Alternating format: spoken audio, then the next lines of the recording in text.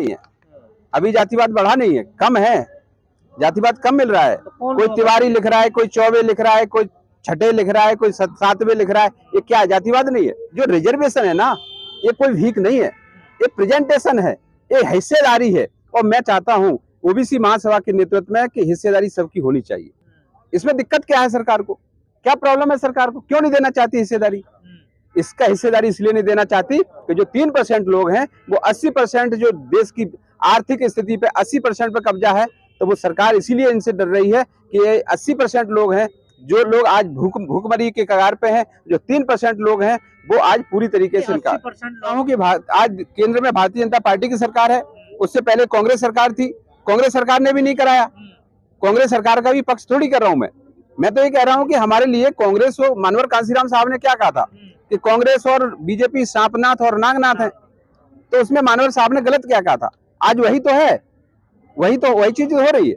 हम लोगों को ना कांग्रेस ने जनगणना के लिए हमें आगे आने दिया और ना भारतीय जनता पार्टी आने आगे दे रही। ओबीसी के इतने नेता हैं, एससी एसटी के इतने नेता हैं, सांसद। अरे नेता नहीं है, ये गुलाम है। नेता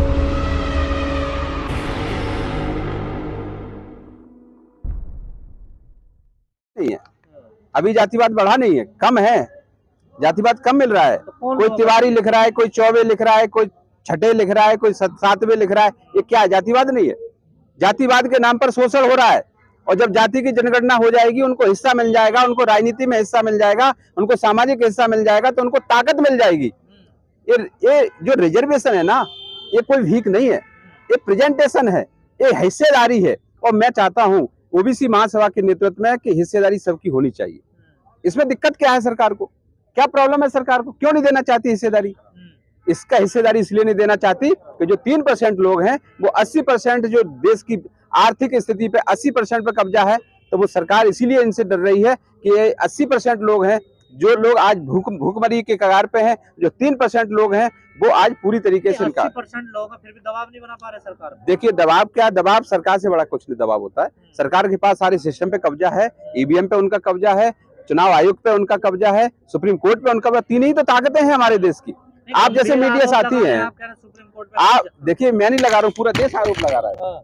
मैं आरोप नहीं लगा रहा हूँ, पूरा देश आरोप लगा रहा है, जगह जगह आरोप लग रहे हैं। आप देख लीजिए ना, कहाँ आरोप नहीं लगे। बिहार में चुनाव तो नहीं मिले ना, कौन कह रहा सबूत नहीं मिले? अभी महाराष्ट्र में चुनाव हुआ, एक परिवार के वहां पे 10 वोट हैं और वही प्रत्याशी है, और उसके बूथ पे 2 वोट निकल रहे हैं, तो उसके 10 मेंबर के वोट कहाँ चले गए? तो फिर विपक्ष क्यों नहीं आवाज उठाता इसको लेकर? देखिए, विपक्ष इसलिए आवाज नहीं उठाता, मैं आपको बार बार बता रहा हूँ कि ओबीसी का नुकसान तो सभी ने किया है। आज मैं पक्ष और विपक्ष की बात नहीं कर रहा हूँ, मैं ये कह रहा हूँ कि आज केंद्र में भारतीय जनता पार्टी की सरकार है, उससे पहले कांग्रेस सरकार थी, कांग्रेस सरकार ने भी नहीं कराया।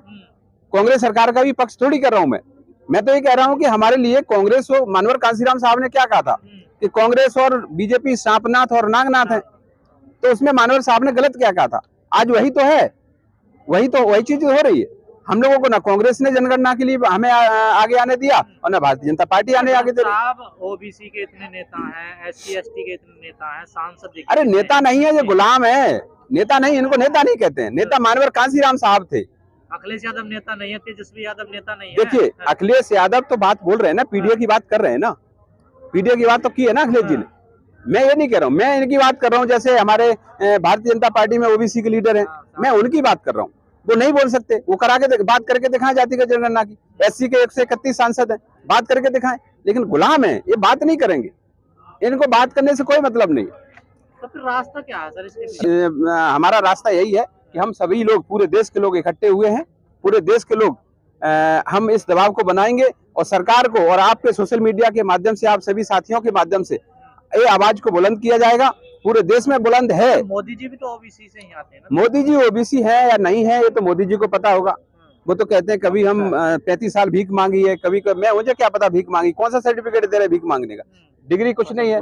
बस मैं आपसे यही बात खत्म करूंगा अपनी, क्योंकि कार्यक्रम को हम शुरुआत करने के लिए हमारे प्रदेश अध्यक्ष का इंतजार था, ये आ गए। तो बहुत बहुत धन्यवाद आप सभी मीडिया साथी को।